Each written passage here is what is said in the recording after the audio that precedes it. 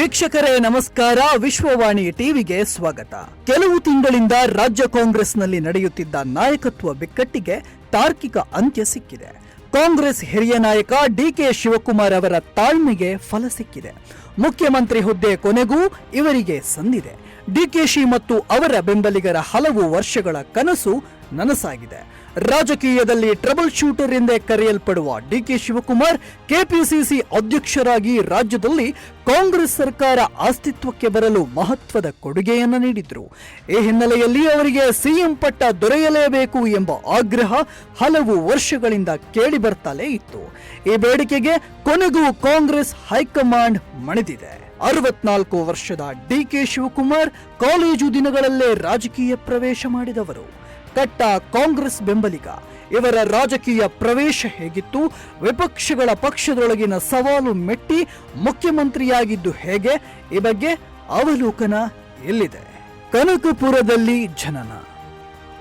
ರಾಮನಗರ ಜಿಲ್ಲೆಯ ಕನಕಪುರ ತಾಲೂಕಿನ ದೊಡ್ಡ ಆಳದಹಳ್ಳಿಯ ಜಮೀನ್ದಾರರ ಕುಟುಂಬದಲ್ಲಿ ಜನಿಸಿದ ಡಿಕೆಶಿ ಅವರ ಪೂರ್ಣ ಹೆಸರು ದೊಡ್ಡ ಆಳದಹಳ್ಳಿ ಕೆಂಪೇಗೌಡ ಶಿವಕುಮಾರ್.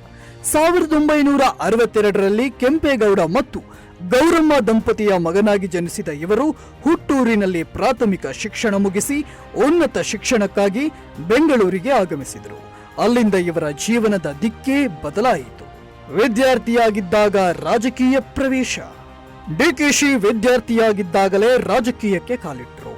ಬೆಂಗಳೂರಿನಲ್ಲಿ ಉನ್ನತ ಶಿಕ್ಷಣ ಪಡೆಯುತ್ತಿದ್ದ ಇವರು 1980ರ ದಶಕದ ಆರಂಭದಲ್ಲಿ ವಿದ್ಯಾರ್ಥಿ ನಾಯಕನಾಗಿ ಗುರುತಿಸಿಕೊಂಡರು.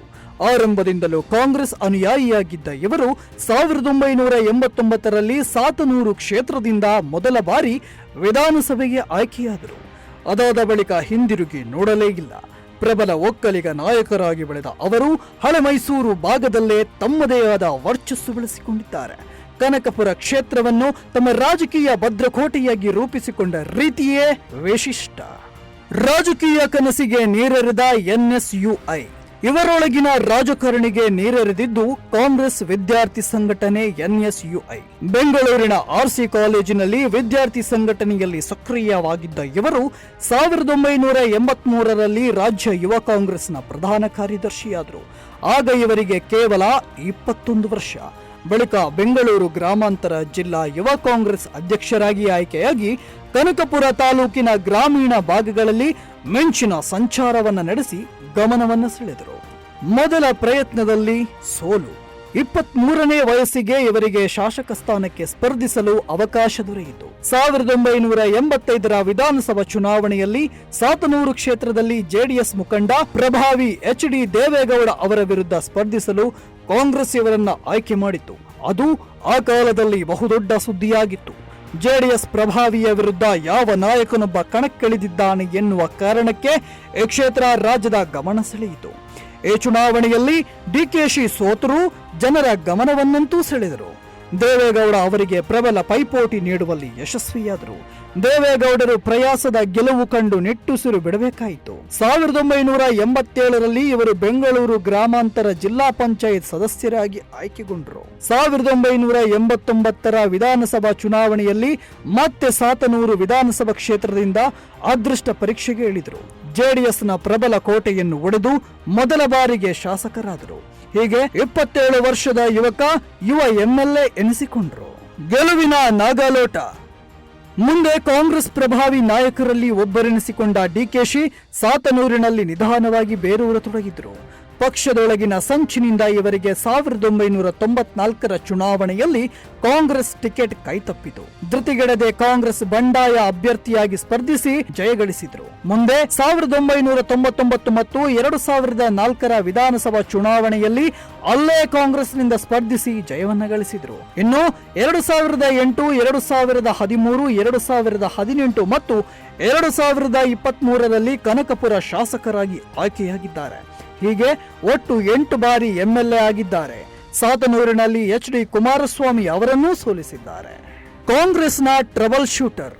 ರಾಜ್ಯ ರಾಜಕಾರಣ ಮಾತ್ರವಲ್ಲ, ನೆರೆಯ ಮಹಾರಾಷ್ಟ್ರದಲ್ಲಿಯೂ ಕಾಂಗ್ರೆಸ್ ಸರ್ಕಾರ ಅಪಾಯದಲ್ಲಿದ್ದಾಗ ಡಿಕೆಶಿ ಸಹಾಯ ಹಸ್ತ ಚಾಚಿದ್ದಾರೆ. 2002ರಲ್ಲಿ ಮಹಾರಾಷ್ಟ್ರದಲ್ಲಿ ಕಾಂಗ್ರೆಸ್ ನಾಯಕ ವಿಲಾಸರಾವ್ ದೇಶಮುಖ್ ನೇತೃತ್ವದ ಸಮ್ಮಿಶ್ರ ಸರ್ಕಾರದೊಂದಿಗೆ ಎಂಸಿಪಿ ಅಸಮಾಧಾನಗೊಂಡಿದ್ದರಿಂದ ಸರ್ಕಾರ ಅಲ್ಪಮತದ ಅಪಾಯಕ್ಕೆ ಸಿಕ್ಕಿಕೊಂಡಿತು. ಆಗ ಎನ್ಸಿಪಿ ಮತ್ತು ವಿರೋಧ ಪಕ್ಷಗಳು ಕಾಂಗ್ರೆಸ್ ಶಾಸಕರನ್ನ ಖರೀದಿಸುವ ಕುದುರೆ ವ್ಯಾಪಾರಕ್ಕೆ ಇಳಿದಿದ್ವು. ತಕ್ಷಣ ಕಾಂಗ್ರೆಸ್ ಹೈಕಮಾಂಡಿನ ಆದೇಶದಂತೆ ಕಾರ್ಯಪ್ರವೃತ್ತರಾದ ಡಿಕೆ ಶಿವಕುಮಾರ್ ಮಹಾರಾಷ್ಟ್ರ ಕಾಂಗ್ರೆಸ್ ಶಾಸಕರನ್ನ ಮುಂಬೈಯಿಂದ ಬೆಂಗಳೂರಿಗೆ ಕರೆದುಕೊಂಡು ಬಂದು ಸುಮಾರು 10-12 ದಿನಗಳ ಕಾಲ ರೆಸಾರ್ಟ್ ಒಂದರಲ್ಲಿ ಇರಿಸಿಕೊಂಡು ರಕ್ಷಣೆಯನ್ನ ನೀಡಿದರು.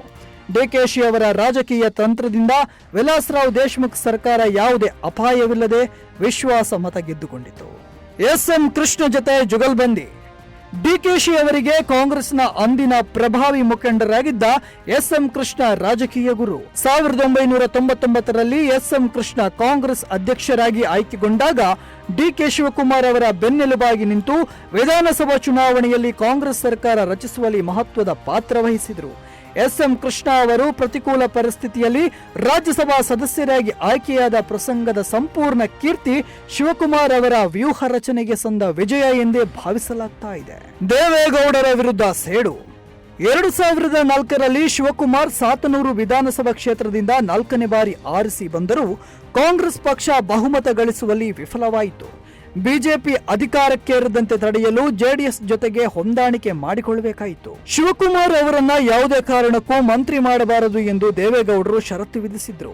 ತಮ್ಮ ವಿರುದ್ಧ ದೇವೇಗೌಡರು ನಡೆಸಿದ ಸೇಡಿನ ರಾಜಕಾರಣಕ್ಕೆ ಪ್ರತ್ಯುತ್ತರ ನೀಡುವಲ್ಲಿ ಡಿಕೆಶಿ ಯಶಸ್ವಿಯಾದರು. 2006ರ ಲೋಕಸಭೆ ಚುನಾವಣೆಯಲ್ಲಿ ದೇವೇಗೌಡರ ವಿರುದ್ಧ ತೇಜಸ್ವಿನಿ ಗೌಡರನ್ನ ನಿಲ್ಲಿಸಿ ಗೆಲ್ಲಿಸುವ ಮೂಲಕ ಸೇಡನ್ನ ತೀರಿಸಿಕೊಂಡರು.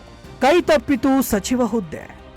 2013ರಲ್ಲಿ ಕಾಂಗ್ರೆಸ್ ಅಧಿಕಾರಕ್ಕೆ ಮರಳಿ ಸಿದ್ದರಾಮಯ್ಯ ಮುಖ್ಯಮಂತ್ರಿಗಳಾಗಿ ಆಯ್ಕೆಗೊಂಡಾಗ ಡಿಕೆ ಶಿವಕುಮಾರ್ ಅವರಿಗೆ ಸಚಿವ ಸ್ಥಾನ ಕೈತಪ್ಪಿತು. ಅದಾಗಿ 7 ತಿಂಗಳ ನಂತರ ಡಿಕೆ ಶಿವಕುಮಾರ್ ಅವರಿಗೆ ಸಚಿವ ಸ್ಥಾನ ಸಿಕ್ಕಿತು. ಇಂಧನ ಖಾತೆಯಂತಹ ಪ್ರಮುಖ ಖಾತೆಯನ್ನ ನೀಡಲಾಯಿತು.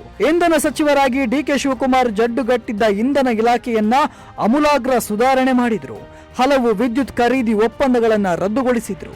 ಅಷ್ಟೇ ಅಲ್ಲ, ಹಿಂದಿನ ಸರ್ಕಾರದ ಕಾಲಾವಧಿಯಲ್ಲಿ ಮಾಡಲಾದ ವಿದ್ಯುತ್ ಖರೀದಿಯಲ್ಲಿ ಅಕ್ರಮ ಕುರಿತ ಸದನ ಸಮಿತಿ ರಚನೆಗೆ ಕಾರಣರಾದರು.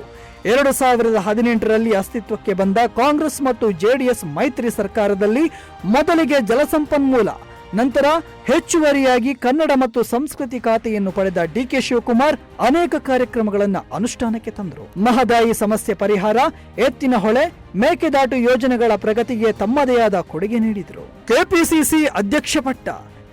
2020ರ ಮಾರ್ಚ್ 11ರಂದು ಡಿಕೆ ಶಿವಕುಮಾರ್ ಕೆಪಿಸಿಸಿ ಅಧ್ಯಕ್ಷರಾಗಿ ಆಯ್ಕೆಯಾದರು. ರಾಷ್ಟ್ರೀಯ ಕಾಂಗ್ರೆಸ್ ವತಿಯಿಂದ ಪಕ್ಷದ ಸದಸ್ಯತ್ವ ನೋಂದಣಿ ಅಭಿಯಾನ ಆರಂಭಿಸಿದಾಗ ಮತ್ತೆ ತಮ್ಮ ಕಾರ್ಯಕರ್ತರನ್ನ ಜನರತ್ತ ಕಳುಹಿಸಿ ರಾಜ್ಯದಲ್ಲಿ ಯಶಸ್ವಿಯಾಗಿ ಸದಸ್ಯತ್ವ ನೋಂದಣಿ ಅಭಿಯಾನ ನಡೆಸಿದರು.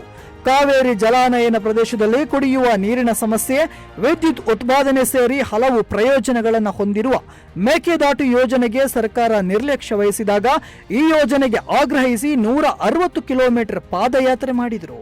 ಕೆಪಿಸಿಸಿ ಅಧ್ಯಕ್ಷರಾಗಿ ಕೇಂದ್ರ ಸರ್ಕಾರದ ಕೃಷಿ ಕರಾಳ ಕಾಯ್ದೆ ವಿರುದ್ಧ ಬೀದಿಗಿಳಿದು ಹೋರಾಟ ನಡೆಸಿದರು. ಭ್ರಷ್ಟಾಚಾರ, 40% ಕಮಿಷನ್, ಪೇ ಸಿಎಂ, ನೇಮಕಾತಿ ಅಕ್ರಮ ವಿರುದ್ಧ ಬೀದಿಗಿಳಿದು ಹೋರಾಡಿದರು. ಪ್ರಜಾಧ್ವನಿ ಯಾತ್ರೆ ಮೂಲಕ ರಾಜ್ಯದ ಮೂಲೆ ಮೂಲೆ ಪ್ರವಾಸ ಮಾಡಿ ಎಲ್ಲ ವರ್ಗಗಳ ಜನರ ಸಂಕಷ್ಟವನ್ನು ಆಲಿಸಿದರು. ನಾಯಕಿ ಕಾರ್ಯಕ್ರಮದ ಮೂಲಕ ಮಹಿಳೆಯರಿಗೆ ಉತ್ತೇಜನ ನೀಡಿ ಮಹಿಳೆಯರನ್ನ ಕಾಂಗ್ರೆಸ್ ಕಡೆ ಸೆಳೆಯುವಲ್ಲಿ ಯಶಸ್ವಿಯಾದರು ಡಿಕೆ ಶಿವಕುಮಾರ್. ಅವರ ಅಧ್ಯಕ್ಷತೆಯಲ್ಲಿ ಕಾಂಗ್ರೆಸ್ 2023ರ ವಿಧಾನಸಭೆ ಚುನಾವಣೆಯಲ್ಲಿ 136 ಕ್ಷೇತ್ರಗಳಲ್ಲಿ ಗೆದ್ದು ಸರ್ಕಾರ ರಚಿಸಿದೆ. ಈ ಸರ್ಕಾರದಲ್ಲಿ ಉಪಮುಖ್ಯಮಂತ್ರಿಯಾಗಿ ಜಲಸಂಪನ್ಮೂಲ ಇಲಾಖೆ ಹಾಗೂ ಬೆಂಗಳೂರು ನಗರಾಭಿವೃದ್ಧಿ ಸಚಿವರಾಗಿ ಅಧಿಕಾರ ವಹಿಸಿ ಗಮನವನ್ನು ಸೆಳೆದರು. ಜೈಲು ವಾಸದ ಕರಾಳ ನೆನಪು. 2017ರಲ್ಲಿ ಹೈಕಮಾಂಡ್ ವಹಿಸಿದ ಜವಾಬ್ದಾರಿ ಮೇರೆಗೆ ರಾಜ್ಯಸಭೆ ಚುನಾವಣೆ ವೇಳೆ ಗುಜರಾತ್ ಕಾಂಗ್ರೆಸ್ ಶಾಸಕರನ್ನ ರಕ್ಷಿಸಿಟ್ಟುಕೊಂಡರು. ಇದರ ಬೆನ್ನಿಗೆ ಡಿಕೆ ಶಿವಕುಮಾರ್ ಅವರನ್ನ ಮನಿ ಲಾಂಡರಿಂಗ್ ಪ್ರಕರಣದಲ್ಲಿ 2019ರಲ್ಲಿ ಇಡಿ ಬಂಧಿಸಿತು. ಅಕ್ರಮ ಆಸ್ತಿ ಪತ್ತೆ ಪ್ರಕರಣ ಸಂಬಂಧ ಜಾರಿ ನಿರ್ದೇಶನಾಲಯದ ಅಧಿಕಾರಿಗಳು ವಶಕ್ಕೆ ಪಡೆದಿದ್ರು.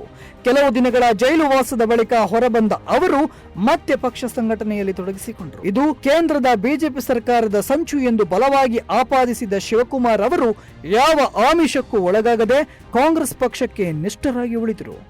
ರಾಜ್ಯ ಕಾಂಗ್ರೆಸ್ ಬಲವೃದ್ಧಿಗಾಗಿ ಡಿಕೆ ಶಿವಕುಮಾರ್ ಅವರು ಅಹೋರಾತ್ರಿ ಶ್ರಮಿಸಿದ್ದಾರೆ. ದಶಕಗಳಿಂದ ಪಕ್ಷಕ್ಕೆ ನಿಷ್ಠರಾಗಿ ಕೆಲಸ ಮಾಡಿದ್ದಾರೆ. ಇದೀಗ ಮುಖ್ಯಮಂತ್ರಿ ಪಟ್ಟ ಇವರಿಗೆ ಒಲಿದಿದೆ.